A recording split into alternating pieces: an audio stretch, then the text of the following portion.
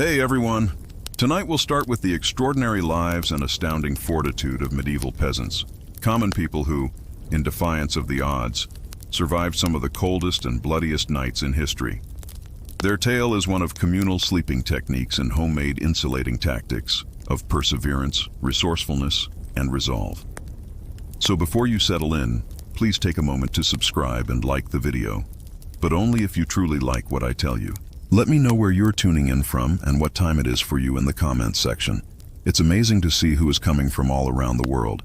Now turn off the lights and perhaps turn on a fan for that gentle background hum, and let's take it slow tonight as we explore medieval life.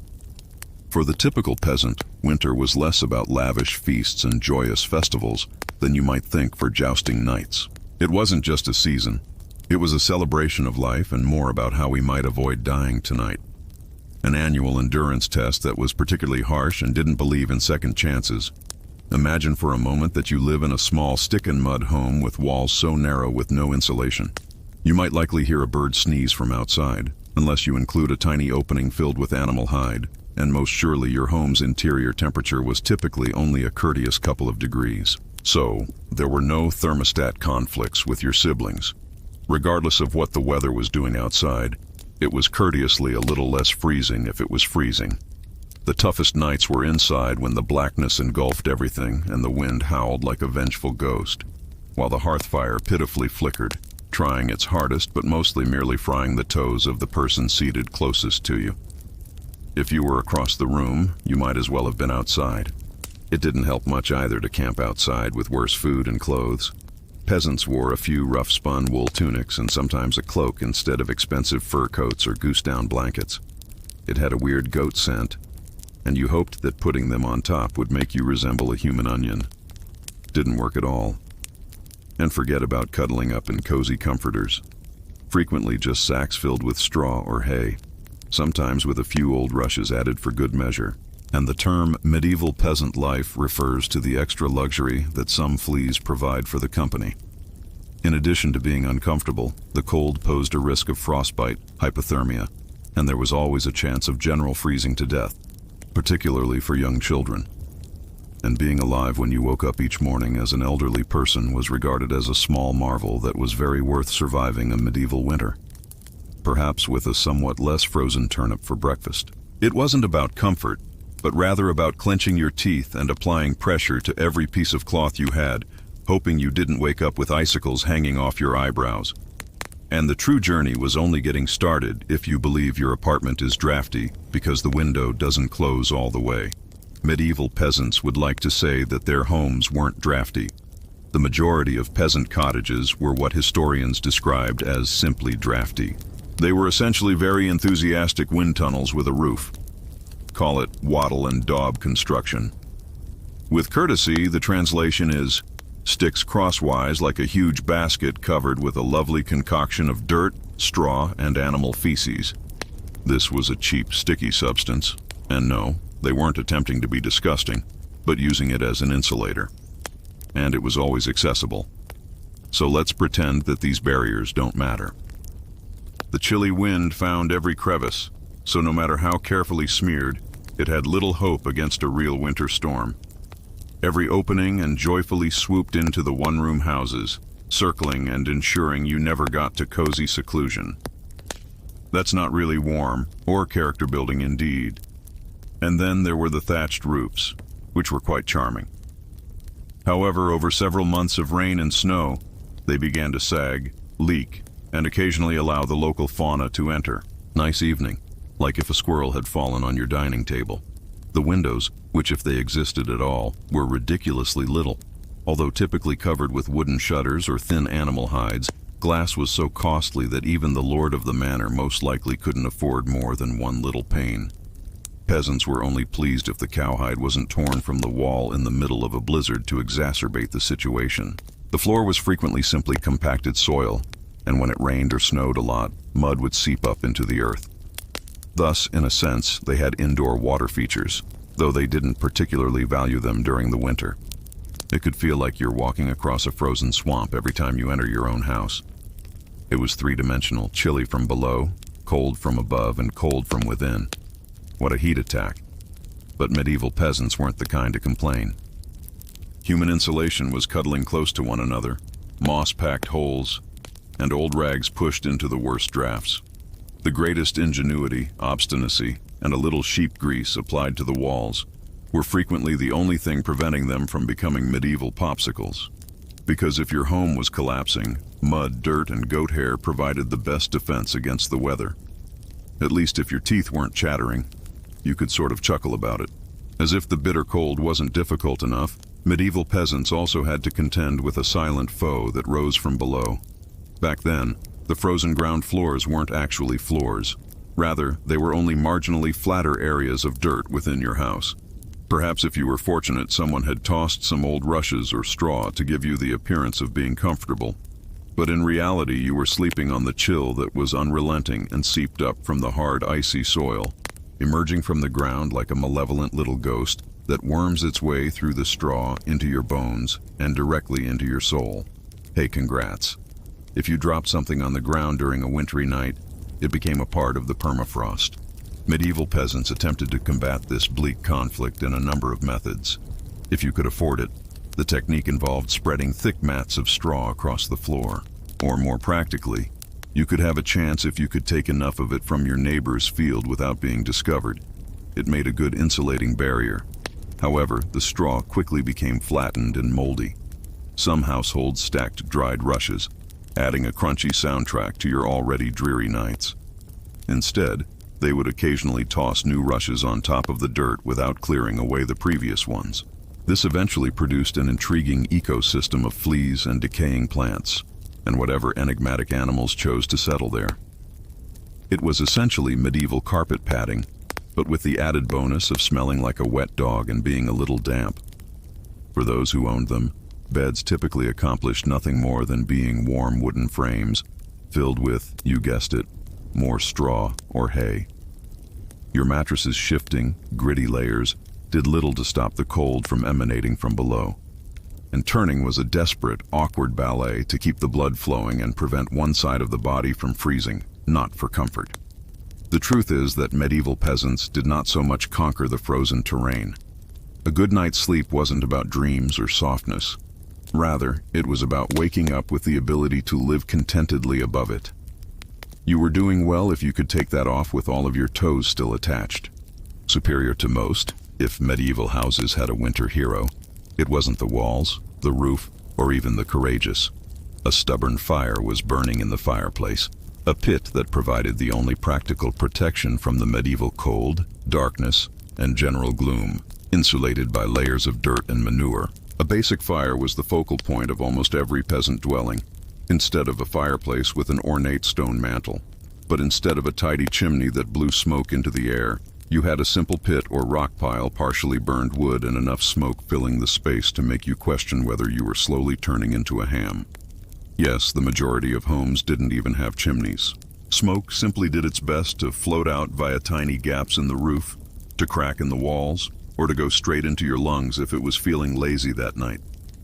It wasn't ideal for your breathing or your life expectancy, but on the plus side, it performed a fantastic job of fumigating fleas and other undesirable visitors. In the Middle Ages, the saying, "the more the merrier," was a winter survival strategy that went beyond parties when there was only one reliable source of warmth: each other. As the fire flickered and the frigid winds whistled through every crevice, and if it meant sharing a bed with your whole family, your neighbor's animals, and perhaps a very perplexed goose private space, wasn't even an idea, so forget about it. Comfort wasn't the aim on the coldest nights. Rather, it was to avoid waking up frozen. Whole households were heaped onto the floor in the warmest corner of the house and covered in whatever shreds of cloth they could find. They created what could be best characterized as a desperate snoring person. Lasagna, with younger children crammed between parents and grandparents, cuddling beneath the outer layers, and there was always space if Cousin Ethel appeared out of the blue. Additionally, if you were fortunate, you were able to sleep in the center, where body heat emanated from every direction. Unfortunately, you were perched on the brink, which is the medieval equivalent of sleeping close to a meat locker door. Someone who moved excessively during the night, shifting once to settle in, and then knocking on Aunt Moore's door. Congratulations, You're now a member of the family as you enter the icy draft by the wall. There were occasions when the entire family even shared a straw mattress that gradually deteriorated beneath the overnight weight of several generations. And the fact that at the time, hygiene wasn't exactly garnering any accolades. To put it mildly, it wasn't the most odorous sleeping setup, but when you're up against frostbite, you stop being fussy about body heat. It wasn't simply pleasant, it was strategic. Some medieval guides also suggested placing the group's warmest and strongest members outside on purpose, acting as human shields. Frail elderly people and infants were buried deep in the center, receiving treatment against the cold. Although it eventually became a part of their life, this wasn't only for survival, but using them like the priceless little heat generators they were. Using daily living as a means of strengthening family ties, spending long winter evenings snuggled together led to singing, storytelling, and definitely some really fascinating discussions that were muffled by a communal wool blanket. So remember that at least you're not fighting the next time your dog hogs the bed or your sibling snatches your blanket for elbow room between a very critical goat and a snoring uncle. If you felt that contemporary roommates were difficult, medieval peasants would like to show you their winter housemates. Pigs, chickens, goats, cows, and pretty much everything with a heartbeat. And bringing animals within with a little body heat wasn't just a peculiar Hamlet custom. It was essential for survival in a poorly insulated house where the wind howled louder than your stomach. Livestock provided warmth. Every inch counted. And if your goat and you were on the same wall, it was two birds, or somewhat less likely to be stolen in the middle of the night by a neighbor. The house turned into a chaotic living furnace of chickens at night because of one odorous stone. Cows lounged in luxury while pigs snorted next to the fireplace, nestled in corners, munching cud against the walls as if they were paying rent. It wasn't fancy at all.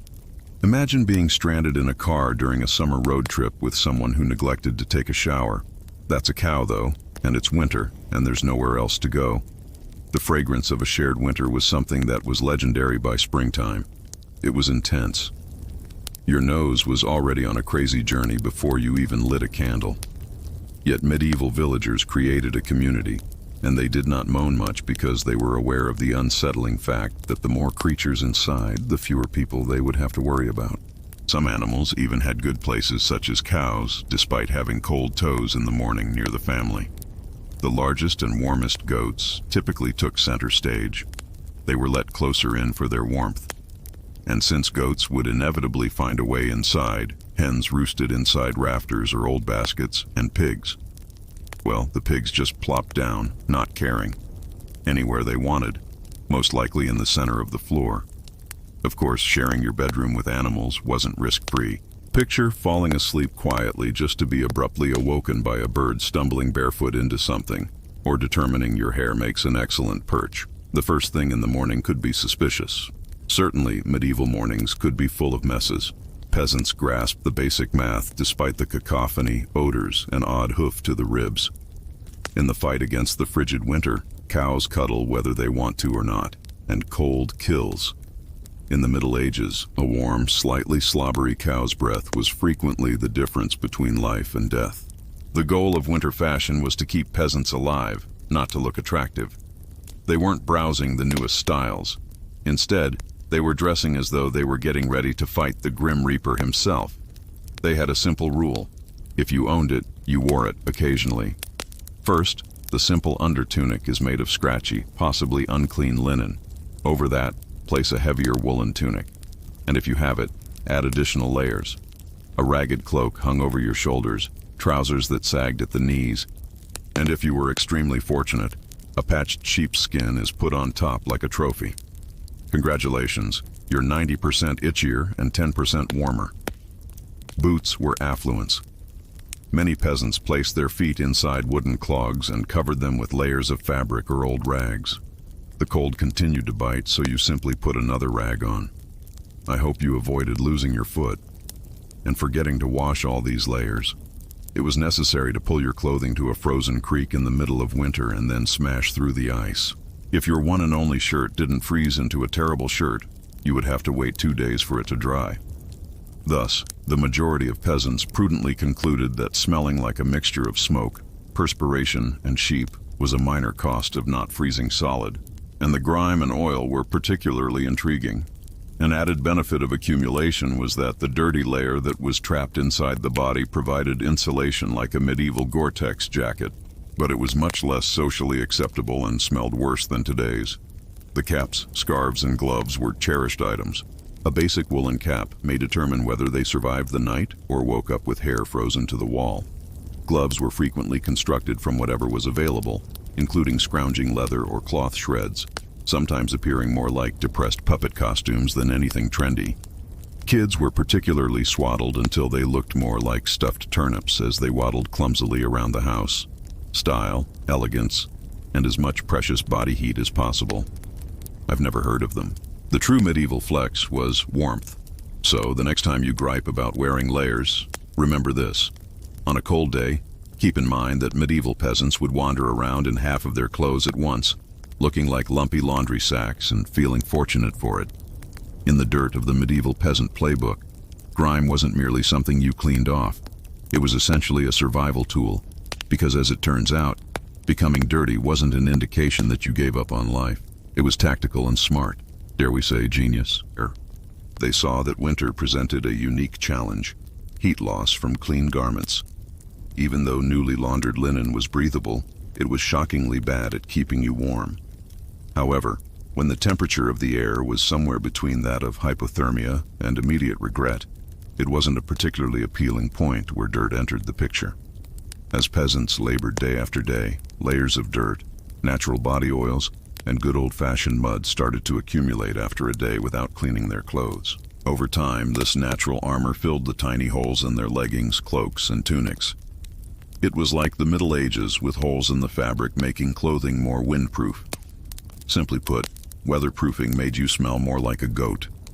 You lost a wager, yet you were actually warm. Some medieval people felt that bathing too frequently during the winter could really make you ill. So it's best to maintain that protective barrier intact. When it did exist, soap was rare. Laundry was very rarer, and bathing with the filth barrier intact was saved for important events such as when the bishop arrived, or even just before you passed away. To add to the plan, peasants layered their garments, simply tossing the fresh layer on top of the previous one without altering the ones underneath. You ultimately turned into a walking museum of all the stains from the previous 6 weeks, narrating the valiant tale of how I once slipped in the mud and survived. Medieval peasants may have appeared and smelled like they had entirely abandoned personal cleanliness to outside onlookers, but the peasants were aware that the filthy, crusty tunic served as a heat barrier to prevent frostbite and death. It wasn't dazzling, but not so cold that you didn't want to smell like flowers, except from in a world where you weren't hurting anyone's nose, but absolutely everyone stank to heaven. Yes, during the medieval winters, grime wasn't a problem because blindness was essentially a way of life. Failure. It was both functional and fashionable. And if you had a thick, oily exterior by February, my buddy, you were succeeding in life. If you believe in the Middle Ages, peasants huddled together in embroidered quilts and luxurious feather mattresses throughout the winter. But the truth was a little different, more rustic. By rustic, I mean let's hope and sleep on a heap of dead plants. Because the greatest mattresses were typically rough in the medieval peasant life. If you could afford it, a timber frame covered with a large sack filled with old rushes or straw hay would be ideal. No orthopedic support, memory foam, or five-star hotel encounter. Just a slightly prickly, gritty, lumpy stuff that had a subtle scent of barnyard and remorse. Every twist and turn of the night provided a lovely symphony of crinkling straw and the occasional harsh punch from a rogue. Some peasants even omitted the wooden frame completely, throwing the straw directly onto the dirt floor to create an opulent sleeping experience that contemporary influencers would most likely rename as the straw beds. The earth-connected sleep was not only uncomfortable, but they were also only transitory. Over time, the straw changed. Because it had become a biological danger area, it flattened, got moldy, attracted pests, and usually was carried out a few times a year if you were conscientious, or whenever your bed began to move aggressively without your permission. Rushes were a common substitute for these long grasses, which were occasionally thickly distributed on the ground. combined with herbs like lavender or rosemary to cover up the overpowering smell of new livestock in daily living. For roughly a day, rushes had a pleasant scent before becoming a part of the muck. Inside the house, the trodden landscape blends in perfectly with the dirt, meals, crumbs, anything else that happened to walk in. And of course, the bedfellows, fleas. If you woke up scratching, it was because lice and other cute creatures enjoyed straw bedding nearly as much as the peasants did. You were experiencing the real medieval world. Despite the difficulties, these modest beds saved lives. Straw mounds clumped together on top of them and offered a vital insulating barrier against the freezing ground. Medieval central heating at its best, creating zones of shared body heat so that the next time your gentle, supportive mattress feels a little uncomfortable, just think of a medieval peasant somewhere, observing you from the past, smiling through a gaping mouth and stating, "Must be nice." You soon discover that winter breezes are more than just an annoyance when you dwell in a house built of sticks, mud, and hope. Medieval peasants did not merely combat the cold from the outside. They also engaged in personal attacks. Believe me when I say that they battled it from within their own homes, using just whatever they could jam into the crevices.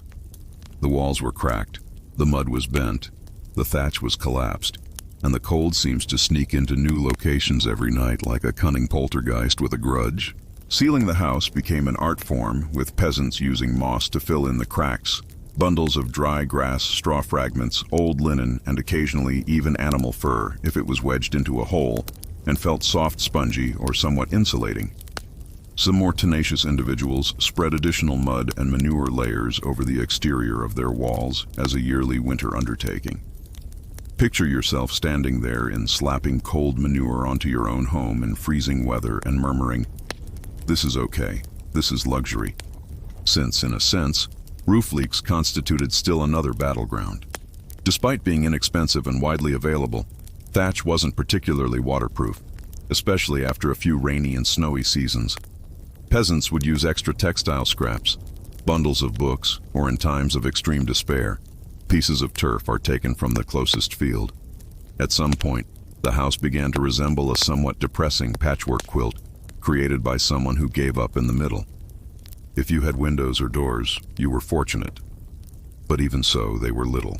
In addition to iron nails holding wood boards, window apertures were frequently wrapped with thick fabric saturated in animal fat or animal hides to keep out the harshest drafts and provide an added scent of bringing mystery meat into the living room. Each night was a conflict between human resourcefulness and the unrelenting cold. You might be toasty one minute and then a quick gust of wind would find the gap you missed. Yet somehow it slapped you awake like a cold hand of doom. By cunning obstinacy and an unwillingness to accept a little bit of frozen persistence, medieval peasants endured the harshest winters, befuddled, packed, and patched.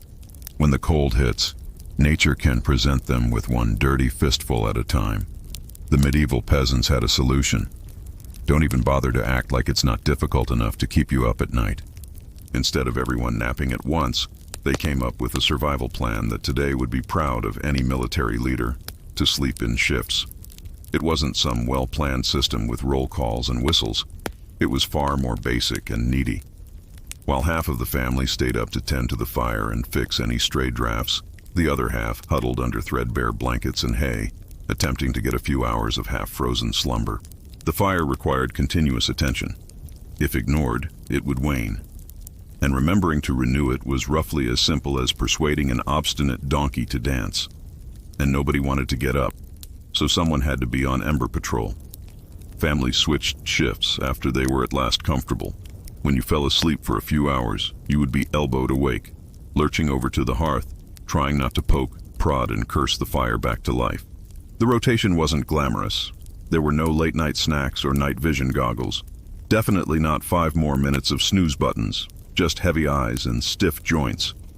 Having a mounting grudge against the person who slept the loudest during your shift, kids old enough to wield a stick, where early on in the service learning process everyone did their share of the work over the winter or stopped trying.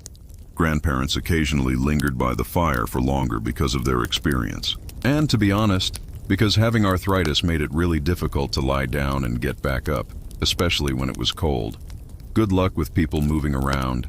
animals rustling, and wind pounding on the walls when it's your turn to sleep, and the sporadic poke from a sibling who unintentionally rolled over too forcefully. It was a wonder to obtain good sleep. Yet the system functioned in spite of the fatigue. There was always a pair of eyes and icy, reluctant hands available to keep the hearth burning when people slept in shifts. Next time you complain, remember that the family survived because the embers did. Consider the medieval peasant straining into a window while you are considering getting up to change the thermostat or let the cat out. Considering that it's cold when you have to smoke at 3 hours in the morning, I questioned whether toes were really that important. Consider how you must breathe to survive. Medieval peasants used more than just cloaks to fight the frigid air, fires, and inventive sleeping configurations. They even modified their breathing patterns to endure the night. The issue was straightforward. Chilly air was drawn directly into the mouth by deep, open breathing. In a world where pneumonia might kill you before you could say Hail Mary, which was a danger that no one wanted to take, peasants acquired the skill of what is often referred to as survival breathing. In order to, instead of taking deep breaths as if they had just finished a marathon, they breathed slowly and shallowly. Most significantly, the goal was to gradually warm the nose and air entering their lungs a little before it did so. It wasn't flawless, but it was better than unintentionally taking a large gulp of frigid air and choking yourself to death by February. Congratulations. You've just purchased a ticket for a week of tearing apart parts of your soul without the assistance of any medical professionals in sight. And Grandma is giving you strong prayers and hot onion tea. People even made a makeshift breath as they slept by tucking pieces of their shawls, rags, or cloaks up over their faces. A warmer barrier, which naturally resulted in a patch of damp, slightly soggy fabric sticking to your mouth by children, were taught these skills early in the morning.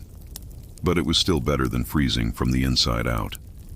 During the chilly months, parents would reprimand children for panting like dogs indoors.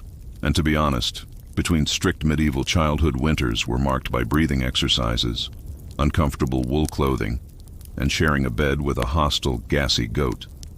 At night, snuggled under straw bedding, character development takes on a whole new level. Breathing became an art form next to a softly steaming cow and heaps of cloaks. Construct a nose that is constant and gradual and as little as possible, like some gloomy medieval yoga vacation, but with more frostbite and less. Though it wasn't the most eye-catching tactic, the grand survival playbooks encouraging sayings, peasants toiled through another night in the fields, one short breath at a time. In the never-ending struggle against the harsh winters of the Middle Ages, peasants found in one of the finest ways to use an unusual secret weapon is to have a full stomach. Stuffing yourself with something substantial and heavy was a better way to combat the cold than wearing another itchy wool cloak. The more calories your body needed to process before bed, the warmer it would be. As it worked, it heated up more. This is how fundamental medieval thermodynamics works. Heavy meals produce heat internally and may even help you live until morning. Before a long time, what did medieval peasants heap upon their plates without becoming a peasant-shaped popsicle? Consider making hearty stews with a lot of root vegetables such as turnips and onions on chilly nights. Additionally, the parsnip grains, oat porridge, barley garl, or thick chewy were lifesavers. If you were particularly fortunate, such as following a celebration day, or a generous, this wasn't comforting. You might even get a piece of dried sausage or a chunk of salty pork thrown into the stew. Instagram cuisine lacks artistic garnishes and a sophisticated presentation.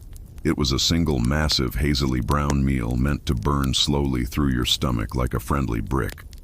The evening and keeping you slightly warmer. It wasn't only about consuming much of it concerned. Consuming intelligent foods that were slower to digest and offered a gradual fatty foods were especially commended for their constant drip of warmth, not only for the energy they offered, but a gut full of fat burned more slowly than lean meat. Peak medieval winter luxury consisted of stew, bread, and a dubious quantity of lard. Even the pickiest kids were fed well by their parents, so it didn't matter if Tiny Thomas didn't enjoy turnips, consumed the bitter but useful turnips, or you shivered through the night thinking about how much you missed them. Naturally, medieval parenting involved a lot of eating at night, carried risks of its own.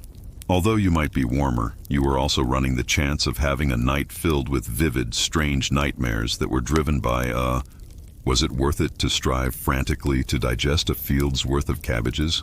Definitely, since peasants' ultimate goal was to survive rather than to eat a Michelin-starred meal. And if that entailed sleeping with a swollen body and breathing through your nose while near a steaming cow, well, that was only another night in the continuous pursuit of another icy dawn, long before fancy heated blankets and electric blankets mattress pads. If medieval peasants desired a bit more warmth at home, they had to get inventive. Bedtime.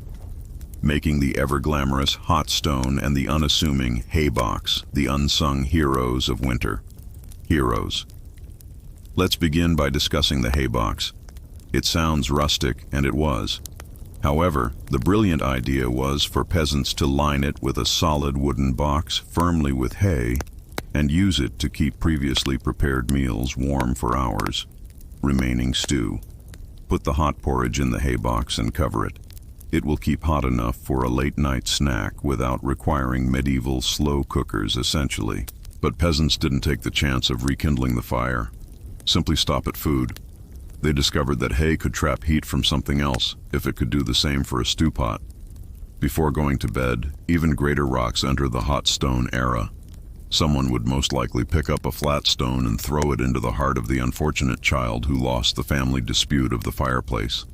After roasting it until it was almost too hot to touch the delicate boundary between third party and helpful, with the stone still radiating, they would use a stick or some old tongs to fish it out. Joyful warmth would be gently wrapped in rags and stuffed into a clay pot, or nestled inside an old piece of linen, concealed a medieval heating pad at the foot of the bed or beneath the hay in the mattress prepared to fight. Naturally, there were dangers if you didn't correctly wrap the stone, but congrats. You now have a small confined house fire. And let's just say that if you dropped it on your foot, claimed that slipping on ice wasn't usually the source of winter injuries. But when everything went according to plan, that stone offered hours of priceless, reassuring warmth. It wasn't opulent, but when you lived, luxury in a half-frozen cabin was not having icicles hanging over your head when you woke up. A heated rock from your nose amid the vast arsenal of medieval winter survival. Although it may not sound glamorous, snuggling into some hay was a necessity for peasants who were desperate for any heat they could find. Little miracle. The hearth wasn't only used for cooking dinner in a medieval peasant's house. It was essentially a family member, albeit a smoky, temperamental, and occasionally uncooperative one, still vital for existence, particularly when it came to sleeping. Your chances of waking up unfrozen increased with proximity to the fire. Therefore, sleeping arrangements were less about individual taste and more about placing babies in strategic prime. Real estate parents gave preference to the elderly and those who were ill or fragile. Stronger adults and older children spread out from there like layers of human insulation. Each being given a location near babies were delicate, and the fire wasn't just an act of goodwill, it was fundamental survival math. Elders and heat generators were invaluable sources of family wisdom and, let's face it, the finest rumors.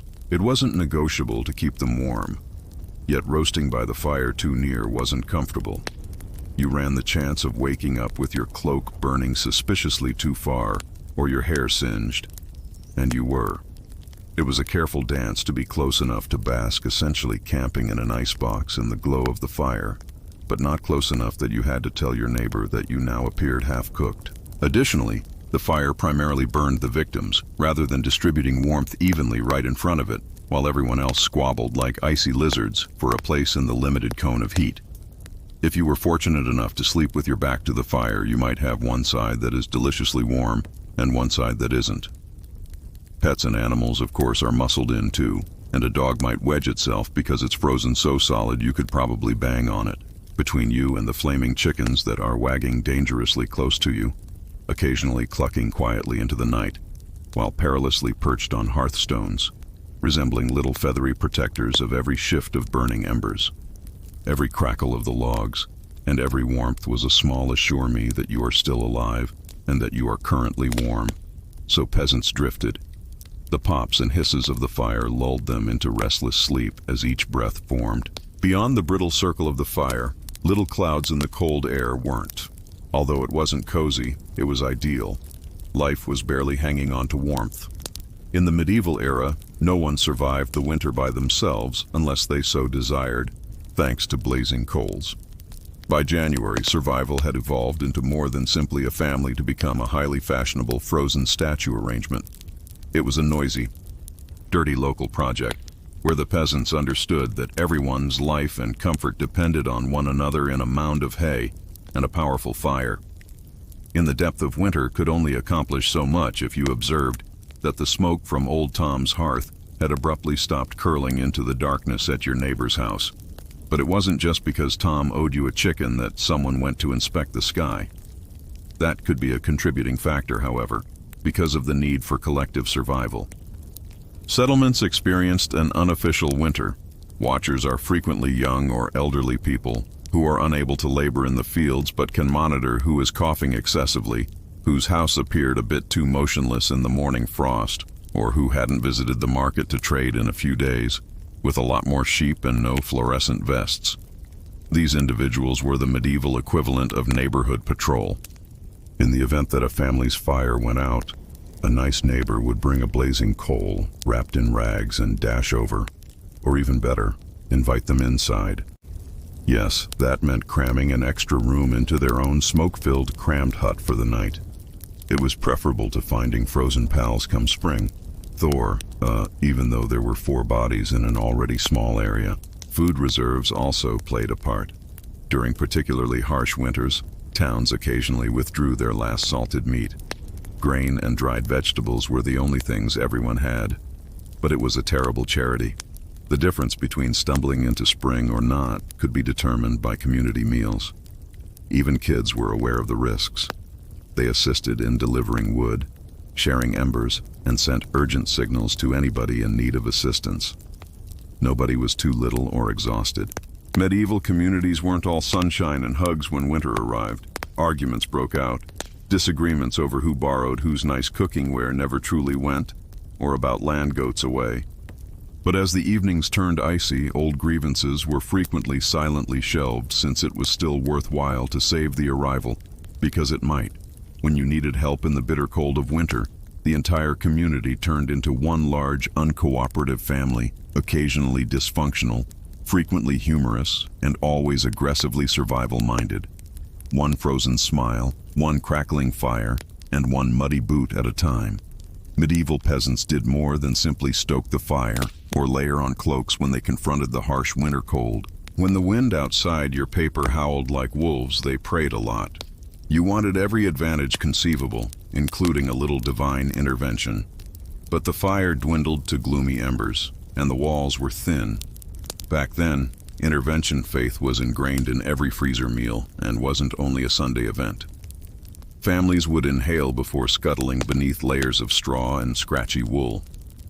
Kneel together saying quick prayers to protect the ceiling from burning, and their toes, connected by the morning saints, evolved into more than just fair-off religious leaders. They were the frontline defenders of winter.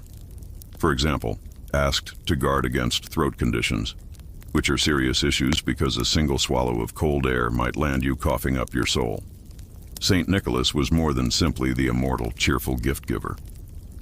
Additionally, he was urged to save homes from unexpected destruction during the lean, fatal months when superstitions were rampant.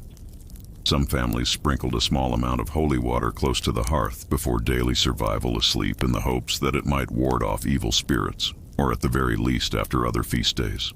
Others used blessed chalk to mark entrances with begging mischievous drafts. Candles performed a vital function in providing warmth and good fortune. Vigil candles were occasionally kept burning after being blessed by the village priest or the most devout elderly woman. A fading appeal against the icy darkness tearing at the walls, and of course the absence of true winter, persisted throughout the night. No promises were made during the prayer session.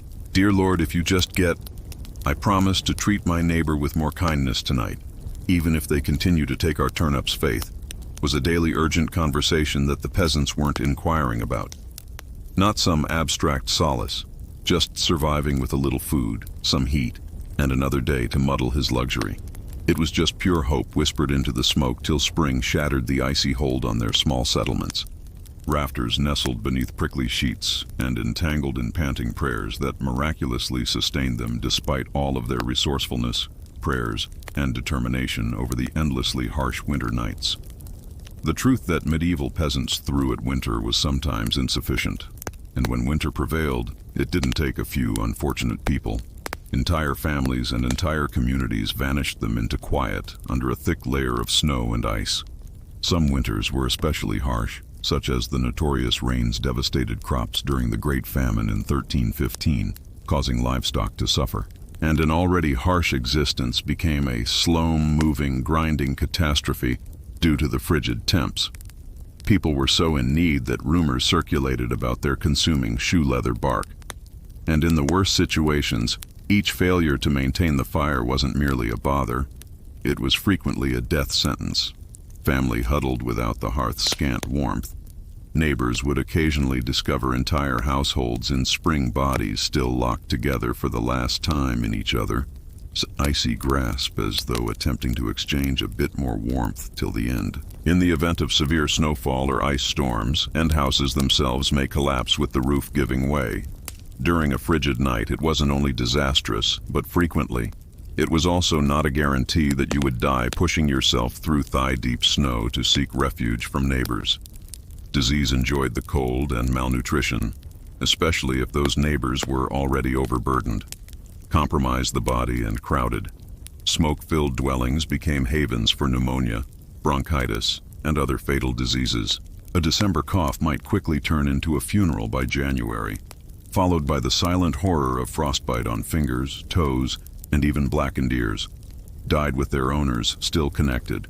A dismal badge of honor that read, "I made it through, but winter took a piece of me," was worn by some people who endured winters at the expense of their limbs. However, the strange normalcy of the death is far more frightening than the actual death itself. In spite of the extreme cold and constant threat, medieval peasants persisted in their stubborn grief and clinging to life. Because as long as there was one ember left in the hearth, one breath hanging in the frozen air, there was still a fight worth fighting. When we look back at those muddy, frost-bitten survivors of endless winters, it's tempting to see only their hardships. The cracked hands, the frozen toes, the smoke-choked huts. But hidden beneath all that struggle is something far more powerful. A tradition of unwavering perseverance and unadulterated, defiant inventiveness. They didn't have comfortable memory, foam beds, or central heating warm jackets. And they didn't even have the luxury of presuming they would live till spring. But they did have and left behind a resilience blueprint.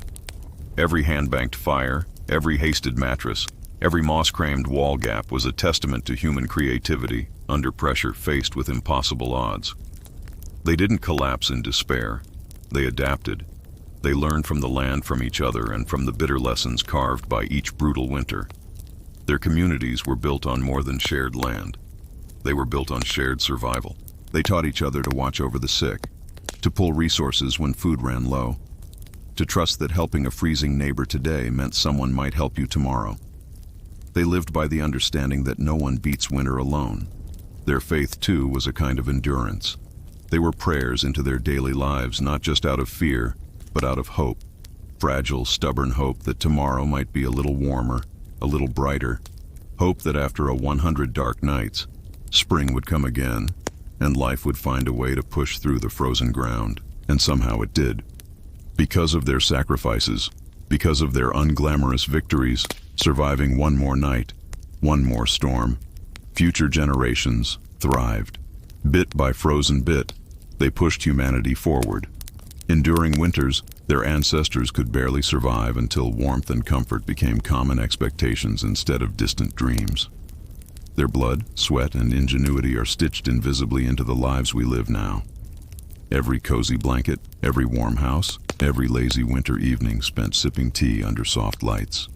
All of it is the end result of countless medieval peasants refusing to give in to the cold.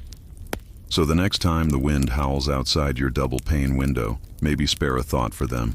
The nameless, fearless ones who turned shivering survival into a living legacy. One stubborn heartbeat, one breath, one ember at a time. Anne Boleyn didn't come into the world with a crown on her head or armies at her feet. born around 1501, likely at Blickling Hall or He Castle. She was the daughter of Thomas Boleyn, an ambitious diplomat, and Elizabeth Howard, a noble woman with powerful family ties. In the grand scheme of Tudor society, Anne's birth barely stirred a ripple. Yet, from these modest beginnings, something extraordinary was taking root, a life that would one day tilt the course of English history. From an early age, Anne was set apart, not by her wealth, but by her mind. She was clever-spirited and, by all accounts, magnetic. Recognizing her potential, her family sent her abroad to the continent where her education truly began. First, she served Margaret of Austria in the glittering court of the Netherlands, an experience few English girls could dream of. There, Anne absorbed the art of diplomacy, refined manners, and the subtle dance of European politics. But it was in France that Anne's brilliance was truly polished.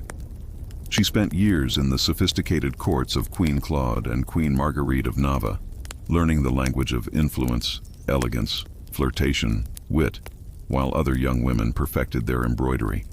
By the time she returned to England in the early 1520s, Anne had mastered conversational intrigue and the art of commanding attention without ever seeming to seek it. She was a unique woman who could rival the sophistication of continental courters while carrying the ambition of a rising English house. Although her admirers acknowledged that she wasn't a classic beauty, she had striking dark eyes that glowed with intelligence, a quick musical voice, and a manner of moving that suggested purpose that was barely hidden beneath layers of courtly grace. At a time when a woman's destiny was frequently determined by her birth and marriage, Anne did more than simply enter rooms. She altered their gravity. The girl who returned to England was no longer just Thomas Boleyn's daughter. She was a player in a larger game that would soon engulf the crown itself. When Anne Boleyn returned to the English court, she was unlike anyone the nobility had ever seen in a world full of pale-faced, modest English roses. Anne refused to quietly fade into obscurity because she had witnessed the power that charm and intellect could wield in foreign courts, and she intended to use that knowledge at home. It was impossible to overlook Anne's dark hair and her lightning-fast and unpredictable nature. At first, she played the part expected of her as Queen Catherine of Aragon's maid of honor. But even in the Queen's shadow, Anne's presence flickered like a candle too bright to extinguish. She danced gracefully, spoke French with ease, and laughed with a confidence that few women dared display. The court buzzed quietly about the attractive Boleyn girl, and soon after she attracted the most dangerous attention of all, the king himself. Her bold eyes and quick, sharp wit distinguished her from the gentle, submissive ladies who filled King Henry VIII's court. Henry VIII was no stranger to flirtation. His court was a playground of whispered promises and secret liaison. But Anne was different. She didn't swoon at his compliments or fall eagerly into his arms like so many others had. She teased, she challenged, she refused Henry. A man used to instant adoration was captivated. The more Anne held him at arm's length, the deeper he fell. Letters passed between them filled with declarations of love, frustration, longing. Henry offered her the role of royal mistress, the most powerful unofficial position at court. Anne astonishingly said no. She would not be just another conquest, a forgotten mistress lost to time. If Henry wanted her, he would have to make her his wife. It was a gamble so audacious that it stunned the court. After all, the king was already married. His Queen Catherine was beloved by the people and fiercely protected by her nephew, the Holy Roman Emperor. The church itself would have to be defied for Henry to claim Anne. But Anne didn't flinch. She had lived in the courts of Europe where queens wielded soft power from behind lace fans and painted smiles. She knew ambition was a dangerous game, but it was a game she intended to win. Standing in the candlelit halls of the English court, Anne Boleyn made her choice not to be merely admired, but to change her destiny and England's forever. What began as an intense flirtation between King Henry VIII and Anne Boleyn soon spiraled into a national crisis. Henry wasn't merely beside, he was obsessed. And in his obsession, he was willing to tear apart everything England had known for centuries. The king's desire to marry Anne hit a small snag. Namely, he was already married to Queen Catherine of Aragon. Catherine, dignified and resilient, refused to quietly step aside. She had been Henry's faithful wife for 2 decades, and in the eyes of God and the English people, she was the rightful. The Queen's divorce was not only scandalous, it was nearly unimaginable. But Henry was adamant. He convinced himself and attempted to persuade everyone else that his marriage to Catherine was doomed because she had previously wed his brother Arthur, despite the Pope having granted special permission for their union years earlier. Henry now insisted that his soul was damned unless he annulled the marriage. Anne, for her part, knew better than to appear overly eager and kept herself just out of reach, alternately boosting Henry's hopes and keeping her distance. Every look and word was measured. She wasn't just aiming for marriage, she was setting herself up to become Queen of England. With the winds of power shifting, the court burst into factions and murmurs. While some noble families enthusiastically courted Anne's favor, others clung tenaciously to Queen Catherine, who was appalled at the prospect of Anne taking the place of her ambassadors and sent frantic letters back to Rome. As months stretched into years, Henry's own advisors shifted nervously, feeling the ground tremble beneath their feet as foreign rulers promised reprisal. As Henry's anger mounted, he inundated the Pope with petitions, used his lawyers to find legal openings, and gradually came to understand that the Church would not budge. Catherine had powerful allies, including her nephew, Emperor Charles V, the most powerful man in Europe. Still, Henry pressed on defying advice tradition, and increasingly, the law itself, his courtship with Anne, had become something far greater than personal desire. It was now a challenge to the very structure of England's political and religious life. Anne wasn't just capturing a king's heart, she was dragging an entire kingdom into uncharted waters. A dangerous game had begun, and there could be no turning back after nearly 7 agonizing years of maneuvering scandal and diplomatic chaos. Anne Boleyn's gamble paid off in January 1533. She secretly married Henry VIII, a bold move given that he was still technically married to Catherine of Aragon in the eyes of the Pope and much of Europe by June. Anne was crowned Queen of England in a lavish ceremony at Westminster Abbey. It should have been the crowning moment of her life. But the atmosphere was far from universally joyful. The people of London watched with weary eyes. Some cheered. Others muttered prayers for Queen Catherine. Many wondered if this new queen with her French manners and daring spirit was a blessing or a curse. Anne came into her queenship as a storm, rather than an adored figure, in contrast to Catherine, who personified the traditional English virtues of piety and humility. Anne was a brilliant, politically astute, and provocative woman who dressed vivid colors, led the court with keen insight, and quickly made formidable adversaries. Even though her position appeared secure, it was actually extremely precarious because everything depended on one thing: giving Henry a male heir. Anne was well aware that she was more than just Henry's lover. She was the hope of a dynasty. Early in her pregnancy, Anne and Henry were thrilled that the child would be a boy. But in September 1533, Anne gave birth to a daughter named Elizabeth. To her credit, Anne composed herself while insisting that the next child would undoubtedly be a son. His eyes, which had once been filled with adoration, now flickered with doubt. But for a while, Anne's star blazed brightly. She transformed the English court in her image, bringing her family to unprecedented heights and becoming the first queen in English history to be crowned with the sacred oil typically reserved for kings. Her influence was so great that foreign ambassadors vying for her favor, couriers and alliances were rearranged to court her favor. To ensure that Anne's crown could not be questioned, the once obedient Henry started to move England formally away from Rome and establish the Church of England with himself at its head. However, even in her victory, dark clouds gathered friends who whispered behind their hands, rivals circled waiting, and Henry, who was already restless and erratic, was starting to look beyond the brilliant woman who had rewritten the kingdom for him. Anne had won the throne, but maintaining it would require more than charm, ambition, or even love. Boleyn had climbed higher than almost any woman of her time. But the higher you rise, the harder the fall. Almost from the moment she placed the crown on her head, the cracks in her world began to show.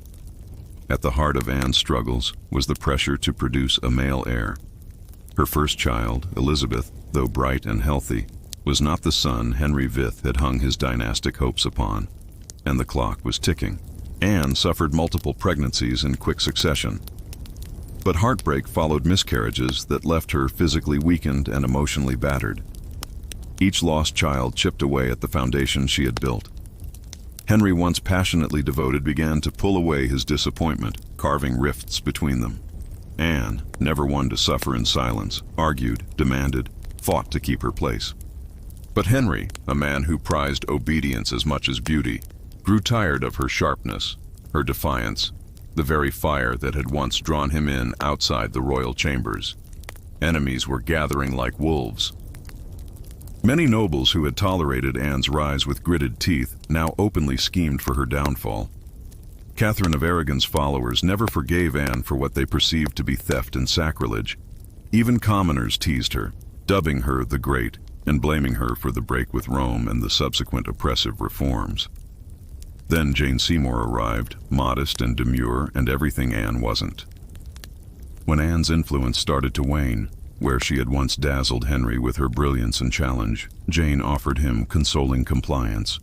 It was a risky change, and Anne, as perceptive as ever, saw it coming. She attempted to regain her position by lavishing Henry with attention, promising more sons and pleading for patience. But the king, who was always erratic, had already started to imagine life without the woman for whom he had once torn a kingdom apart. Anne's political enemies included Thomas Cromwell. Her allies started setting the stage for a destructive campaign as soon as they realized the tide was turning, gathering witnesses, gossip, and allegations in secret. The woman who had so skillfully navigated the perilous game of ambition was now losing ground. Anne had gained her throne via bravery and guile, but in the cruel, ever-changing world of Henry's court, past triumphs meant little. Only new success mattered, and Anne's adversaries were honing their weapons. The queen, who had destroyed a kingdom, would soon realize how easily a kingdom could destroy her. Instead of attacking her with armies or swords, Boleyn's foes came with whispers, secrets, and highly honed lies in the courtroom back rooms where treachery was simmering patiently and fatally. After their relationship was founded on shared ambition, Thomas Cromwell, Anne's biggest supporter during the English Reformation, turned against her. Anne wanted measures to aid the impoverished and curtail the authority of avaricious aristocrats. Cromwell desired stability, favor with Henry, and no meddling. Anne's audacity had made her dangerous, and in Henry's erratic heart, love had turned to annoyance, suspicion, and cold detachment. Anne had few true friends left, and even her charm, once her greatest weapon, now grated against the court's desire for a softer, more accommodating queen. And Jane Seymour, quiet and cunning, waited just out of sight, the perfect contrast to Anne's waning fire. Cromwell took the initiative, knowing Henry was restless, knowing that the king wanted to leave but had no easy reason. What if Anne could be removed? Not by divorce, which would degrade Henry, but by disgrace. The charges were outrageous and heinous, including adultery and incest conspiracy against the king. Anne, the proud and brilliant queen, was portrayed as a treacherous woman who was a danger to the very crown she had once redefined. In Henry's court, truth was whatever the king required it to be. Cromwell meticulously gathered evidence, coerced confessions under torture, and twisted courtly flirtations into damning testimony. Several men, including Anne's own brother, George Boleyn, were arrested. The charges were illogical and full of contradictions and impossibilities. Sensing the tightening noose, Anne fought valiantly, appealing to Henry's memory of their past love, but to no avail. The man who had once torn England apart for her now refused to look her in the eyes. In May 1536, Anne was arrested and taken to the Tower of London, where the great gate slammed behind her. Anne realized that she was no longer a queen, but rather a prisoner, a pawn trapped in the cruel game she had once played. Her fate was sealed by her betrayal, and now she was alone in the tower, waiting for the decisive move. In a different world, such accusations against a queen would have been unimaginable. But in this one, they were merely theater, a grim performance intended to give Henry VIII exactly what he wanted.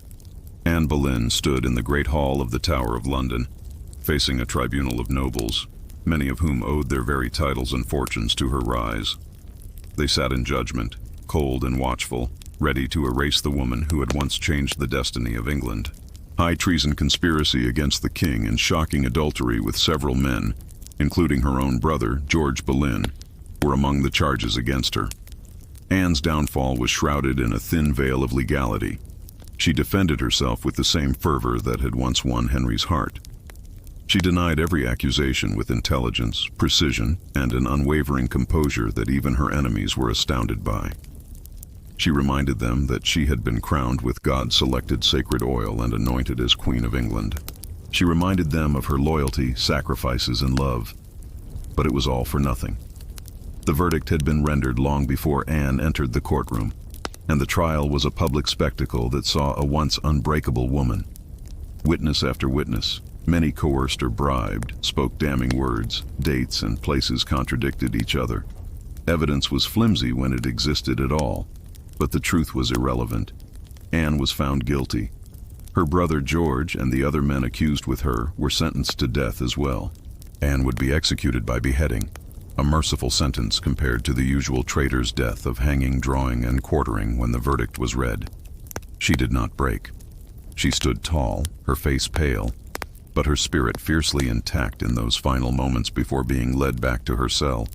She spoke clearly, declaring that she was prepared to die and prayed that God would have mercy on her soul. As the heavy doors of the hall closed behind her, the court exhaled in relief. The storm Anne had been brilliant, dangerous, unforgettable was nearly over. But even then, they did not understand. They were not erasing Anne Boleyn. They were immortalizing her in betrayal, in tragedy, and in legend. After her trial, Anne Boleyn was returned to the Tower of London, not as the triumphant queen who had once commanded England, but as a condemned prisoner awaiting death. Yet even facing the end, Anne refused to crumble. In the cold, echoing halls of the tower, Anne prepared herself. She spent hours in prayer, kneeling on the hard stone floors, her hands clasped tightly, her voice steady. She confessed to no crimes because she believed she had committed none. She was not afraid to die, she said, but she prayed that her death would bring peace to the kingdom and perhaps mercy to her little daughter Elizabeth. Her ladies-in-waiting, those few who had stayed loyal, wept in private. Anne comforted them instead of the other way around. She joked bitterly at times that she would be remembered as a queen who had lost her head. In her dark humor was the stubborn spark that had made her unforgettable. Henry VIII, meanwhile, showed no sign of mercy. He had already turned his attention to Jane Seymour. Even before Anne's execution date was finalized, Henry was arranging his next marriage. For Anne, this final betrayal from the man who had once torn down a kingdom for her must have been the deepest cut. On May 18, 1536, Anne was told she would die the next morning. She slept little that night. Instead, she spent her final hours in prayer, asking God for forgiveness for all who had wronged her and perhaps for herself, for the ambition and pride that had led her here. In an act of royal benevolence, Henry had arranged for a French swordsman to do the death more quickly, cleanly, and brutally than an axe. This minor favor was possibly purchased more for the king's conscience than for Anne's comfort. At morning, pinning up her dark hair and tucking it under a simple cap, Anne prepared for her last moment in a dark gray gown of damask trimmed with fur and a crimson kirt beneath, colors of dignity and sacrifice.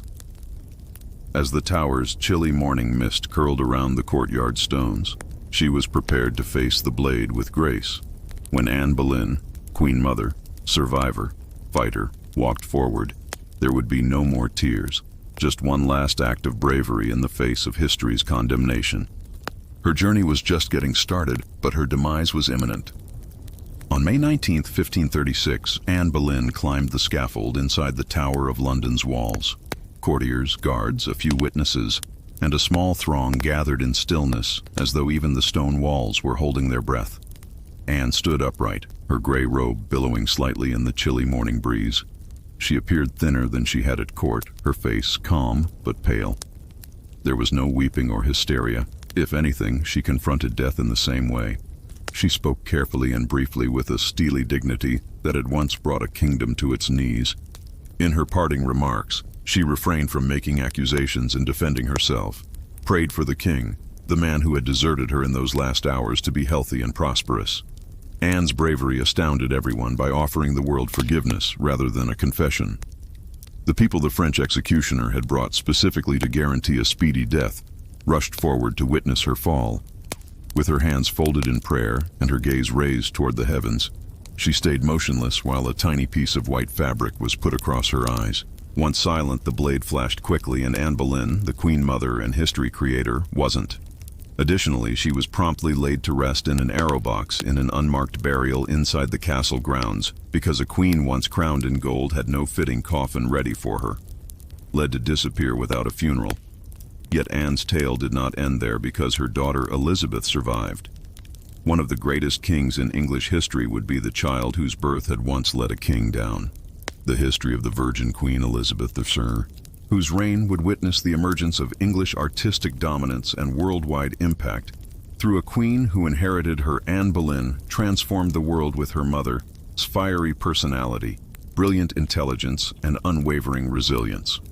Her aspirations contributed to the rupture with Rome and the establishment of the Church of England, changing the history of England forever. Her fall showed the world that even queens may be disregarded. Yet Elizabeth Anne's legacy endures via her blood shined more brilliantly than any crown she had ever worn in her life. And Anne Boleyn ultimately prevailed a sort of immortality, not because she lived, but because of her lasting influence. The American colonies were simmering like a pot by the early 1770s. The once proud mother country's relationship with Britain had eroded over a long period of time. Years earlier had not been the beginning of the animosity, suspicion, and rising rage. The Stamp Act, which imposed tariffs on everything from playing cards to newspapers, had infuriated colonists. The Townshend Acts, which imposed taxes on necessities like paint, paper, and glass, came next.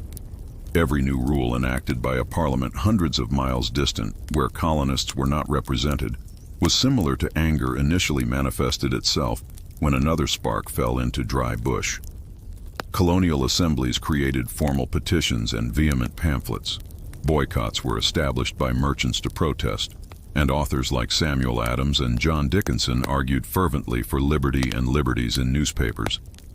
But as time went on, frustration gradually came to the realization that Britain wasn't paying attention, and even worse, that Britain didn't give a damn. The colonists held on to the belief that if they made enough noise and used enough logic, Parliament would abolish taxes, and occasionally they did.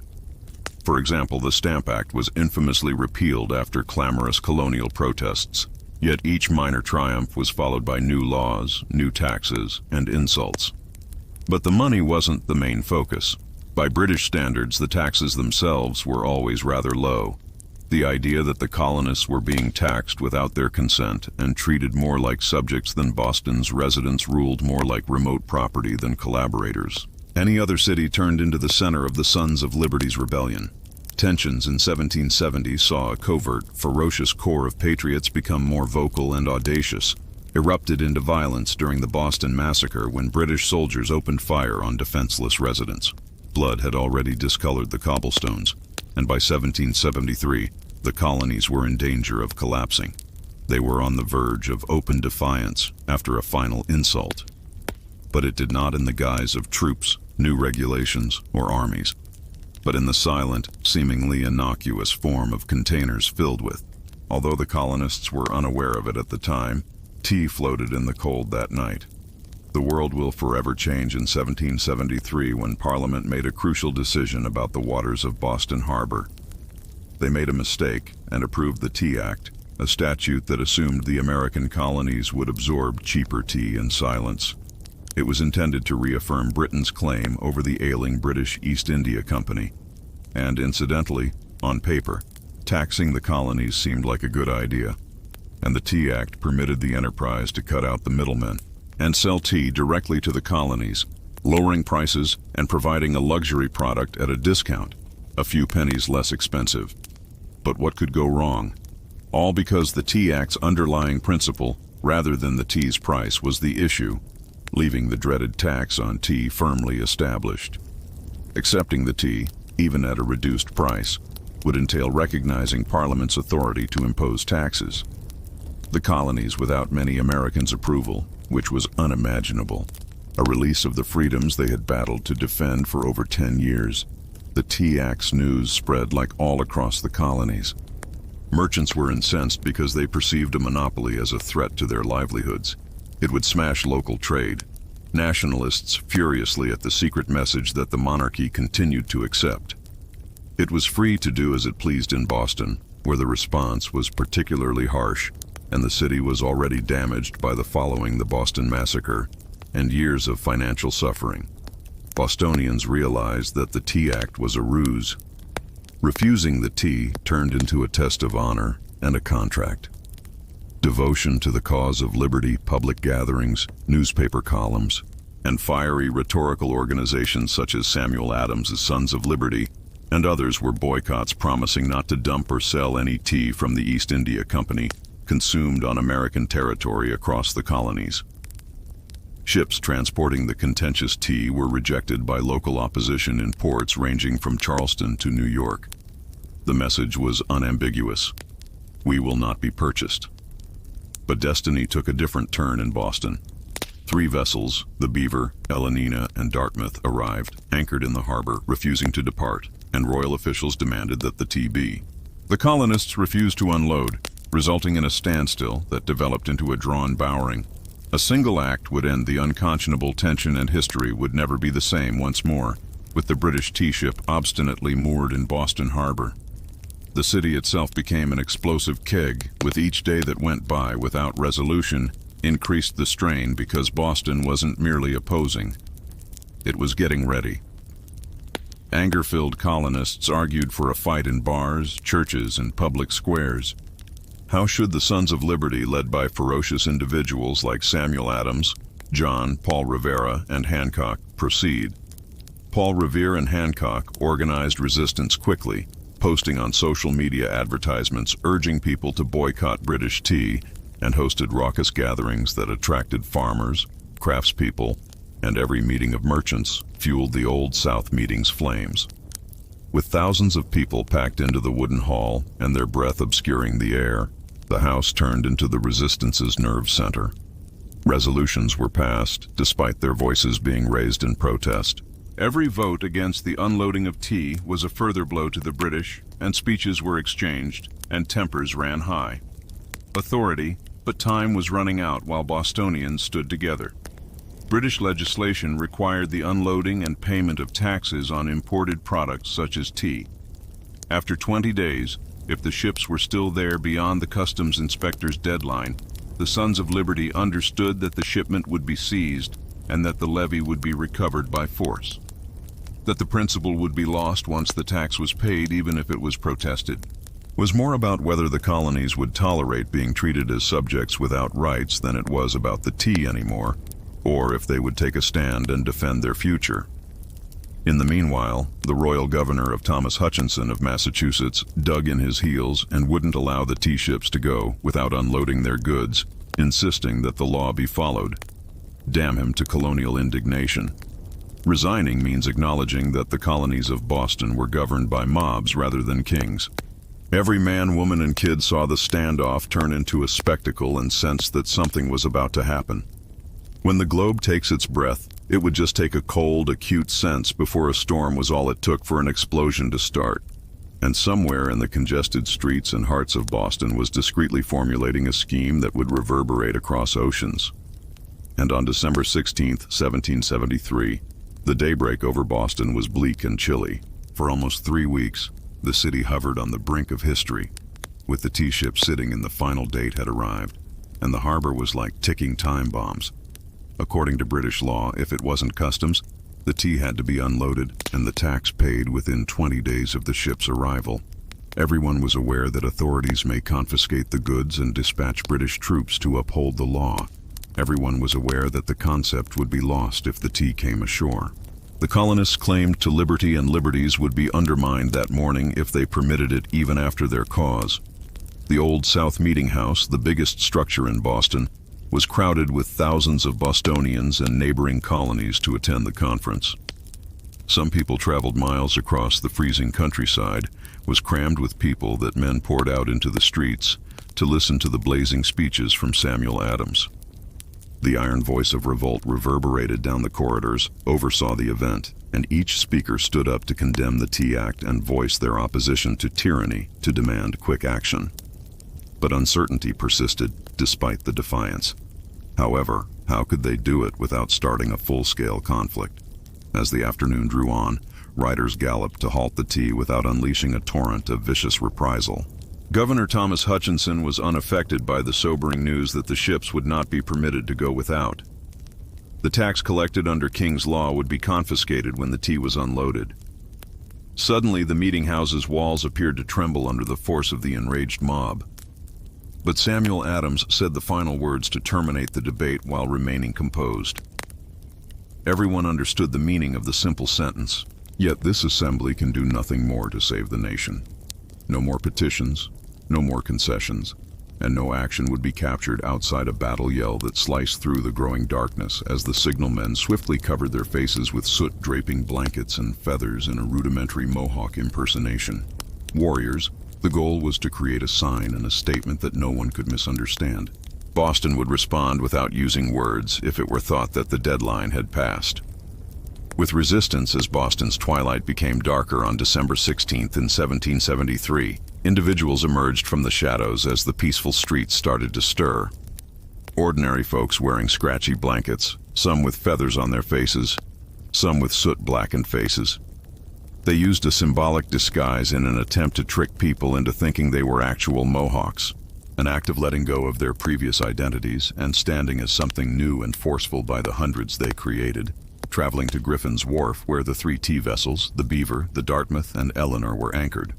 There was no shouting, and the port water churned dark and chilly beneath them, heavy with the winter air's keen bite. Drunken mayhem, this was a mission executed with composure and brutality, not a riot. The colonists in disguise, equipped with clubs and hatchets, rushed the ships, overtaking the few remaining crewmen. The sailors were unharmed. As the operation started, they were shoved aside and silently observed as the guys divided. Others used skillful blows to open the wooden boxes, releasing the aroma of freshly brewed tea into the chilly night air, hauled the boxes overboard, leaving behind thunderous splashes that reverberated around the harbor's calm waters. Chest after chest 342, and thousands of pounds of tea leaves flowed in the dark water after the total was broken and discarded. British guards positioned nearby created noise while onlookers silently observed from the battlefield. There is still no action to stop the violence, whether out of sympathy or confusion. It's uncertain, but some reports indicate that even British loyalists understood something had changed, and tonight there would be no halting it because of the tremendous discipline. Only the tea, the despised emblem, was taken from the ships. No one else raided them for goods. Of British oppression was targeted in a place where the men had to deal with starvation and misery on a daily basis. Could have easily used the demonstration as a pretext to steal, but they refrained. Looked like a massive whirling cauldron full of ripped cloth as it was above the harbor. The scent of the sea combined with the bitter tang of broken tea fills the night air with a mixture of chests and soaking tea leaves. The work was completed quietly and the guys vanished into a weird bittersweet fragrance. The night disappearing into Boston's back streets and alleyways, leaving no leaders, no names, and no claims to fame in their wake. As the final shattered containers bobbed in the air, just the obvious sign of revolution, the Boston Tea Party stood motionless in the murky sea, nearly holding its breath. It wasn't a brawl, riot, or drunken spectacle. Rather, it was something much more uncommon, and under the cover of darkness, an act of cold, willful defiance turned the port into a gigantic, swirling large mats of teapots containing thousands of pounds of East India Company tea drifted on them. Some inquisitive and disobedient colonists scooped handfuls of the black-stained water, of damp leaves from the bay, only to be reprimanded by the Sons of Liberty, who were on guard around the docks. Saved, nobody would benefit from the effort done this evening. This was a pure principle, and simply put, news spread like wildfire when the town woke up the following morning to the lingering scent of salty tea. By noon, everyone from merchants to apprentices had huge sheets of mouth letters, realized what had occurred, and patriots' views quickly diverged. Pride, a ferocious, swollen pride that common men had confronted the largest empire in the globe and delivered a blow to liberty among moderates and loyalists. They were horrified by the careless property destruction. Governor Thomas Hutchinson was furious because the colonies had gone too far and couldn't turn back. His mansion was incensed at the message it conveyed as well as the damage. Where else would revolt occur if the king's authority could be so flagrantly disregarded in Boston? British officials were taken aback by the spark. Perhaps they had anticipated demonstrations and boycotts. They didn't anticipate another coordinated, disciplined riot, like to those that had erupted over the Stamp Act. Tens of thousands of pounds of royal goods were peacefully destroyed by revolutionaries without even smashing a window. The captains of the Dartmouth, Eleanor, and Beaver ships were powerless to stop the disappearance of their cargo. When news of when the Boston Tea Party arrived in London after crossing the Atlantic, the British responded quickly and angrily. Officials said it was more than just a protest. It was an open challenge to revolt to unavoidable royal power. King George III. After learning it was reported that the news had become icy with rage, and the Parliament was already annoyed by outrage over years of colonial disobedience erupted, and they sought punishment rather than only for Boston. But as a warning to all American colonies, the outcome was a set of extremely strict restrictions. The first blowfast came, and they were soon dubbed the unforgivable actions in America. In a cruel move, Parliament mandated the closure of Boston Port Act. Boston's busy port served as the city's economic backbone until the demolished. After the tea was paid for and the order was restored, ships were unable to enter. Boston used to be lively and raucous, but the trade dried up and the commodities and supplies disappeared, became eerily silent on its docks, but the punishment continued. The colony's right to self-government was taken away by the Massachusetts Government Act. Firmly, the Administration of Justice Act permitted royal officials who were nominated by the king to offenses to be tried in Britain, sending a strong message that British officials were unassailable, and to ensure that because the colonies were aware that using force was a possibility, British soldiers were stationed all over Boston living among the extremely. They were supposed to suppress the populace because it was obvious that revolt would be. The Crown would no longer allow the luxury of crushed liberty. Yet Parliament's hard hand had an unexpected consequence. The news of Boston's suffering infuriated the other colonies rather than intimidating them into surrender, caused great sympathy when its port was closed and its citizens were starving under martial law. Wagon loads of food and supplies from nearby colonies flooded into Boston amid the righteous rage that swept across America. The formerly divided colonies started to come together through secret meetings, messages of encouragement, and promises of togetherness. Together, what had started out as a Massachusetts issue was quickly becoming into an American one in terms of punishment. Instead of making an example of them as Britain had anticipated, Boston, a rallying call for resistance to the once flickering flames of revolution, now started to burn from colony to colony in isolated areas. And there would be Boston's punishment spread shockwaves well beyond the rocky beaches of Boston, making it difficult to put them out. For years, the outrage in Massachusetts and the other 13 colonies became a much greater threat to Britain's union. The colonies had behaved like estranged relatives, arguing and competing despite their differences in geography, religion, and rivals in commerce.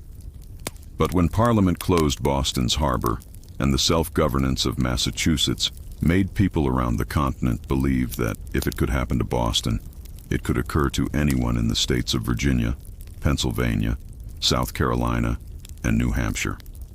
Colonists responded quickly, sending wagons loaded with food. Town meetings were humming with rage as supplies and letters of solidarity were sent to the suffering people of Boston. Newspaper printers put in endless hours to disseminate the word that the battle was no longer just Boston's, it was now everyone's. In September 1774, an extraordinary event occurred. The first representatives from 12 of the 13 continental colonies met for the first time in Philadelphia to consider a coordinated reaction. Colonists like George Washington, Patrick Henry, and John Adams convened under one roof. Once only local leaders, Adams and Samuel Adams now stood together as founders of a movement that was expanding daily. Their objective was not yet fully achieved, at least not formally. Most people still hoped for reconciliation and a return to the previous relationship, mutual respect under the British Crown. But there was more going on behind the courteous arguments and well-crafted petitions. As understanding grew, the colonies realized they could no longer afford to attend the Congress separately. They promised to help one another in the event of additional British aggression, and they committed to a widespread boycott of British goods. This made it apparent that any assault on one colony would be interpreted as an assault on all of them. Throughout the continent, common people started utilizing terms that were previously exclusively murmured in pubs and meeting places, bringing the hammer down on liberty and private unity resistance. Instead of suppressing insurrection, as Britain had hoped in Boston, it brought the colonies together. Despite their differences, a group of people were starting to consider joining forces to create something even more threatening. They began to see themselves as Americans, and the winds of revolution, rather than as dispersed regions, weren't only stirring anymore. They were building into a storm, and Britain couldn't stop it in time. Not only were the crates lost when the tea sunk into Boston Harbor, but because of the Boston Tea Party, the American colonies could continue to be obedient subjects indefinitely. Parliament could never put out the spark that was ignited in the months that followed. What started off as protests, boycotts, and courteous petitions became outright resistance as fire spread over the colonies. Town militias started shooting at powder-filled storehouses in the open. Under the same roofs in Boston, men who had previously hailed King George III in bars were now discussing revolution. Boston became an emblem of sacrifice that was beaten but unflappable. The more Britain attempted to tighten its grip, the more the colonies slipped through it. Each ship that passed Boston's closed, quiet harbor served as a somber warning that tyranny had found an equal in American disobedience. When Parliament introduced the Intolerable Acts, intending to use Boston as a model to frighten the neighboring colonies rather than subduing them, they established a martyr city. A rallying cry from Georgia to New Hampshire, colonists understood that resistance was essential to their future. By spring, it was about survival, identity, and independence rather than tea. In the communities outside of Boston, the tension peaked in 1775. In Lexington, defeated British forces dispatched to seize colonial munitions instead discovered armed farmers, regular men prepared to use muskets to protect their rights. The American Revolution's opening shots were fired in a straight line that was traced back to the day when men poured a fortune's worth of tea into the harbor. The world learned during the Boston Tea Party that revolutions do not necessarily be heralded with trumpets and banners. Sometimes it begins softly, with a few committed individuals standing in the cold and dropping tea out of defiance rather than fear. Even though the colonists were opposing an empire as well as invasions, one thing had become evident that night in Boston Harbor. The American road ahead would be brutally bitter and uncertain. The colonies were something new. They were no longer obedient subjects. They were revolutionaries, dangerous, and only getting started. Almost 5,000 years ago, before the imposing Giza pyramids, before Mesopotamian towns were humming, and before Stonehenge loomed over the sky, Corral was tucked away. The dry valleys of coastal Peru's Corral rose in hushed majesty, then vanished into almost total forgetfulness, engulfed by sands and forgotten for millennia. The world was unaware of the existence of the Supe Valley. At first appearance, the area where Corral previously flourished appears to be an unusual location for civilization to flourish. For the majority of people, the arid, desolate river is little more than a slender silver thread that winds over dust and boulders. It appeared hostile, a place where life had left it, but it was there in the midst of the emptiness that one of the first big cities in human history emerged. Corral wasn't merely a transient trading post or a scattering of huts. It was a planned city spanning more than 150 acres. It featured residential areas, plazas, pyramids, and ceremonial areas.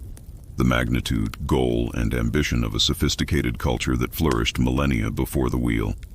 The Corral people were able to build their own pyramids by stacking stones without the use of a written language or metal instruments. They constructed enormous constructions out of stone and earth with only human intellect, teamwork, and the unadulterated strength of human will. For thousands of years, even when tourists stumbled upon Corral's presence, its existence was kept a secret. They thought the odd weathered mounds strewn over the valley were simply hills or other natural formations. Nobody knew that one of the oldest towns in the world was hidden beneath the sand, sculpted by the desert winds, until the late 20th century. A world existed even before the civilizations that history books had declared to be the first. In the late 1990s, Ruth Shady's team of archaeologists discovered the truth about what they found buried. The dust of time would change America's history and have everyone reevaluate their assumptions regarding the origins of civilization in complete secrecy. Carroll had risen, prospered, and collapsed. Currently, its stones are whispering again after millennia of silence about a universe of intricacy and splendor that was created by a peaceful, educated people in a region where it seemed impossible to live. And this was just the start of their first glance. The Soup Valley appears to be a site where severe winds should make it difficult for life to exist. The sun cruelly beats down on infinite expanses of stone and sand. Water is limited. The meandering river is drying out, turning the landscape into cracked, brittle sheets.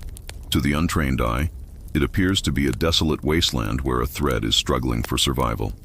The gods had forgotten it, but the people of Crackle noticed something odd. They recognized the river, albeit it was small, and instead of seeing a desert to be dreaded, they saw a canvas to be formed, the foundation of opportunity. Therefore, with perseverance, creativity, and sheer tenacity, they achieved their first triumph by transforming this harsh environment into a flourishing haven of life and culture. Agriculture was the foundation of Crackle's prosperity. The city's leaders served as hubs for governance, worship, and celebration. This was a civilization that decided to negotiate rather than destroy, to trade, to assemble rather than conquer. Cotton cultivated along the lush riverbanks was the foundation of Crackle's prosperity and was turned into fishing nets. They were exchanged for dried fish, a vital source of coastal towns' goods. Crackle received protein and unique products from distant locations, as well as vibrant Pacific shells, unique tropical fruits from far away, and priceless stones from the highlands. This extensive commerce network bound the area together, connecting distant communities into a harmonious network of reciprocal advantages. In the middle, Crackle prospered as a center of culture, commerce, religion, and in order to preserve social harmony. The city's expansive public areas and subterranean plazas relied heavily on ceremonial life. They probably acted as platforms for ceremonies that brought people together around common spiritual ideas. Music permeated these events. The soundscapes produced by drums crafted from deer hides and flutes carved from condor bones reverberated throughout the desert, linking people's lives to something higher. Crackle's prosperity seemed to depend less on the military. The city's leaders needed to have coordinated their strength and more on civic organization and spiritual power. Large-scale building projects, intricate trading deals, and cyclical agricultural cycles were all preserved without the terrible wounds of conflict. In a historic context, Crackle serves as a bright exception to a world that is so frequently characterized by strife. It is a reminder that civilization can be created by the conquered and does not have to be constructed on their broken backs. At Crackle, the stones still appear to reverberate with remnants of a past world. The silent force of cooperation, creativity, and trust was more than a city of structures and trade. The city was a hive of ceremonial sound, spiritual rhythms, and culture infused with ritual.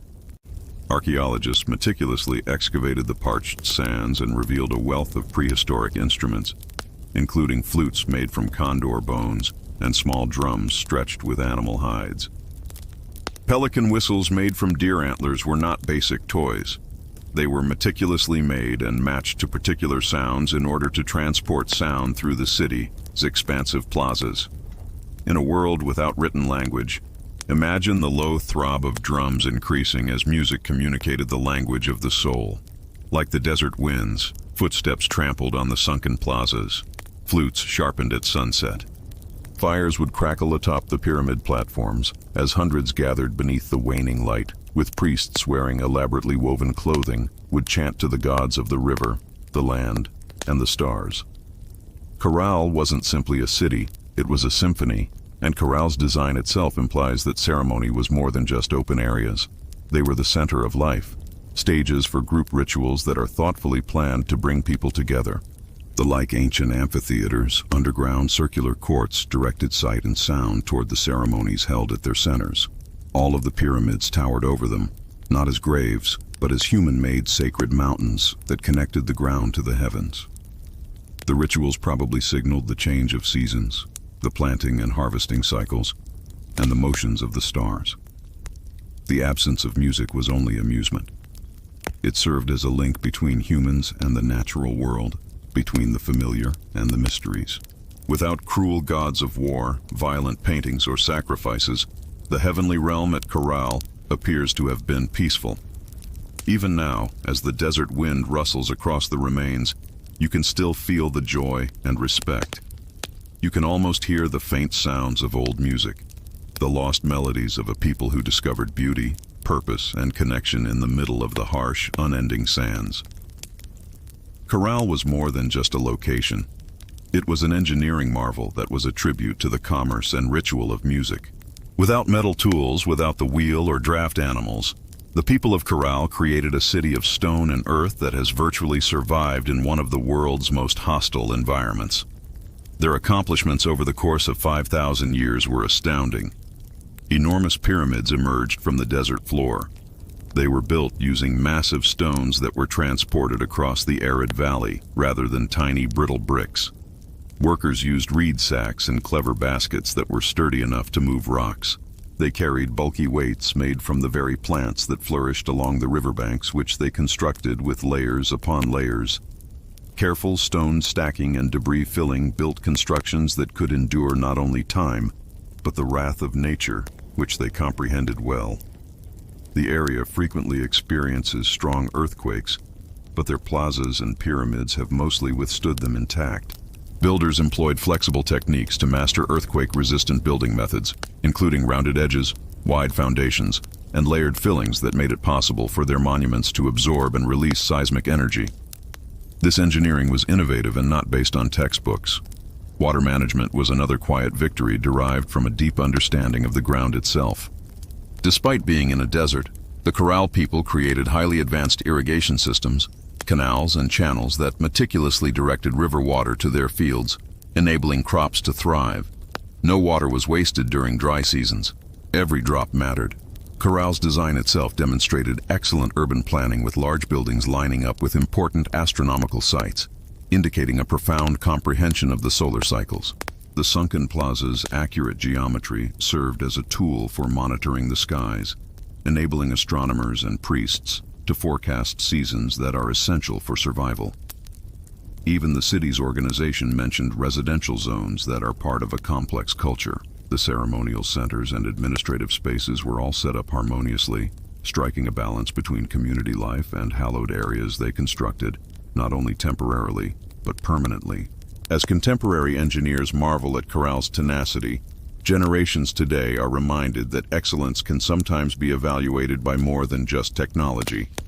Sometimes the greatest wisdom comes from knowing the natural processes and acting in harmony with the soil, rather than against it. The Crackle stones are the result of this knowledge. They withstand earthquakes, storms, and the passage of time itself. They serve as a silent reminder of a bygone era. The city of Crackle was a society that carved their dreams into the desert sands.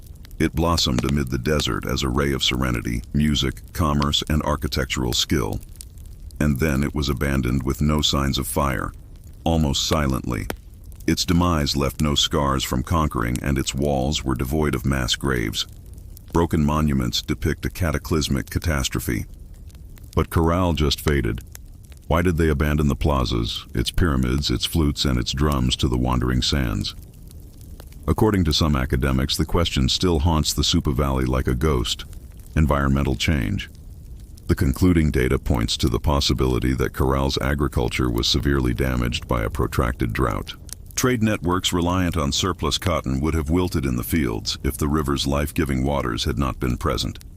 Food scarcity would have upset Crackle's meticulous equilibrium. Its severe climate may have ultimately caused it to topple over beyond repair.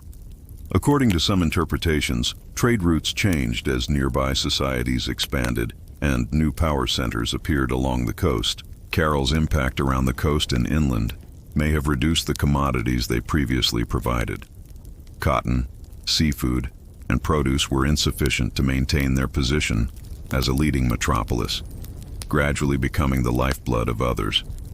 Written sources speak of internal decay while trade is drained away. We can only speculate about religious turmoil, political conflicts, or just plain weariness following decades of challenges. Nonetheless, even harmonious civilizations can break apart when survival becomes a concern. Regardless of the reason, the departure appears to have been gradual. Unexpectedly, families probably moved away one by one in search of more fruitful areas. Children who used to run over corrals plazas grew up narrating tales of a lost world, stronger rivers, and fresh starts. Stories from the metropolis behind them that would someday become legends in the desert. Winds carrying fine sand across temples made of stone restored what people had constructed. What had once been a bright humming was now buried behind shifting dunes with flutes. For almost 4,000 years, civilization was reduced to a field of silent, resting mounds. Corral stayed while archaeologists wait. Today, a whisper is concealed beneath the sands. With precise stone turning, the issue remains. How does a city so sophisticated and exquisitely built just disappear? In fact, it's possible that even the most enlightened and tranquil civilizations are but slender strands in the fabric of time.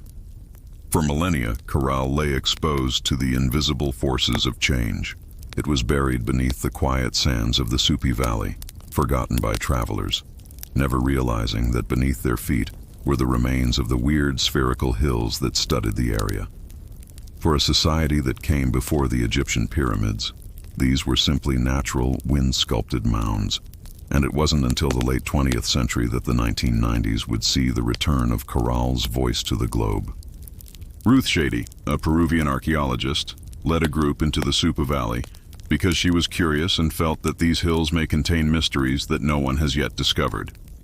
What they discovered would change the course of history. Layer by meticulous layer, the history of human civilization in the Americas sand was swept away, revealing walls of meticulously chiseled stone behind it, pyramids, buried squares, staircases, and a city much older than anyone could have imagined. The astounding corral was almost 4,600 years old, as proved by hypothetical radiocarbon dating. It was a startling finding to learn that ancient civilizations in Mesopotamia and Egypt were flourishing at the same time.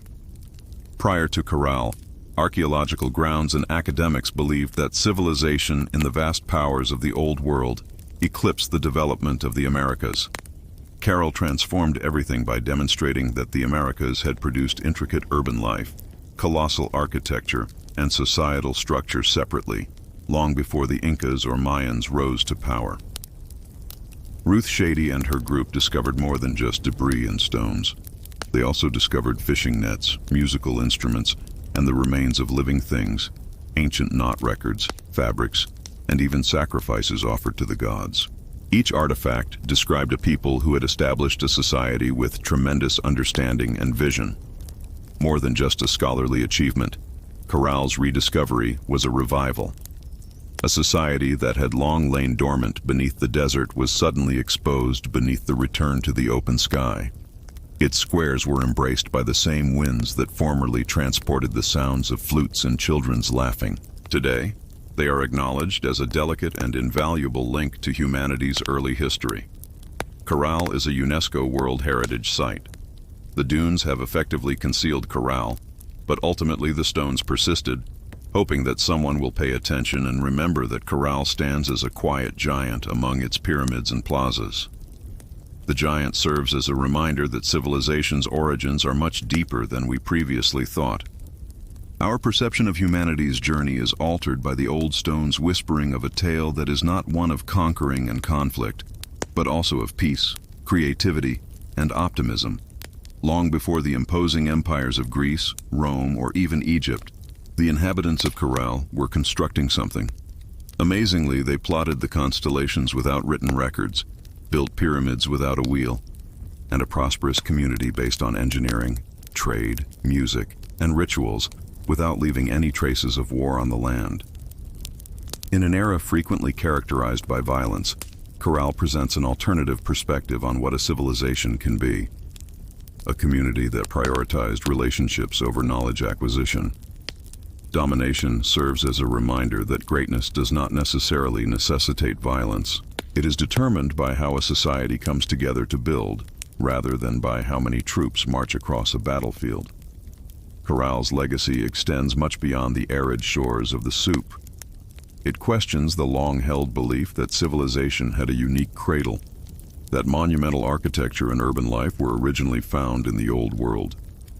It demonstrates how the inventive and aspirational spirit of humanity emerged independently in different parts of the earth, formed by many hands, yet propelled by the same timeless aspirations to walk amid Corral today and persevere in celebrating and reaching for the divine. You can practically hear the faint buzz of flutes and the pulse of drums amid the worn remains. Children laughing as they race through stone lanes, and traders negotiating in the plazas. Beneath the sky, we still bear the inscriptions of many stars, lives, dreams, and stories. Corral shows us that even when civilizations collapse, their spirits can continue to sleep beneath the sands, to be recalled, and to be inspired once more. In the great historical chronology, Corral stands out not only as a remnant of the past, but also as a message for the future. Even in the most hostile deserts, even under the hardest sands, the seeds of curiosity, wisdom, and peace can germinate and grow in a world that strives for excellence.